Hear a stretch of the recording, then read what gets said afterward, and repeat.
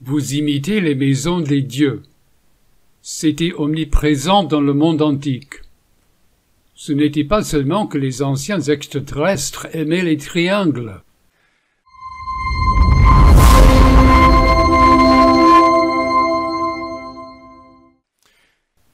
Dans le livre d'Ézéchiel, Éden est décrit comme un jardin.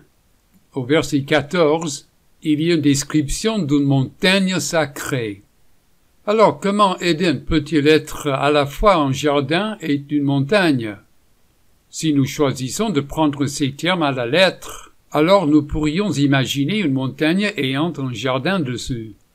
En effet, certaines montagnes ont un jardin dessus. Alors, qu'est-ce qui ne va pas avec ça?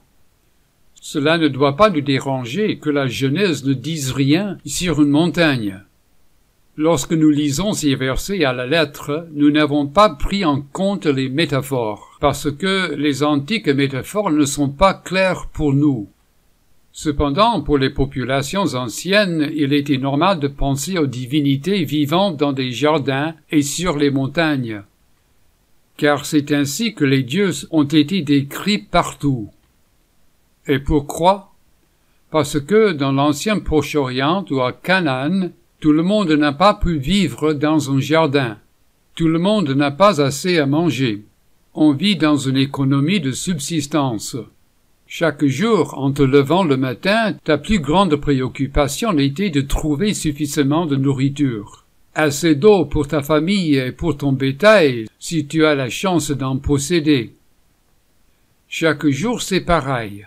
C'est pourquoi les civilisations se sont formées près des rivières, car il y a de l'eau là-bas. L'eau aide les plantes à pousser, aide à garder le bétail en vie, aide à nous maintenir en vie.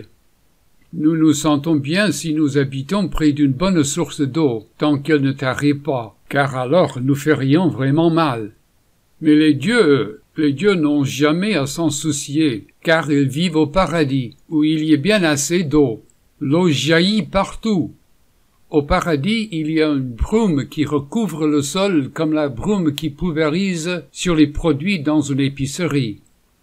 Les dieux ne s'inquiètent jamais du manque de biens, car ils ont toujours assez à manger. Les dieux habitent aussi sur les montagnes, parce que les montagnes sont éloignées, loin des humains. Les dieux n'aiment pas se mêler aux humains, car les dieux sont spéciaux, alors que les humains restent impurs.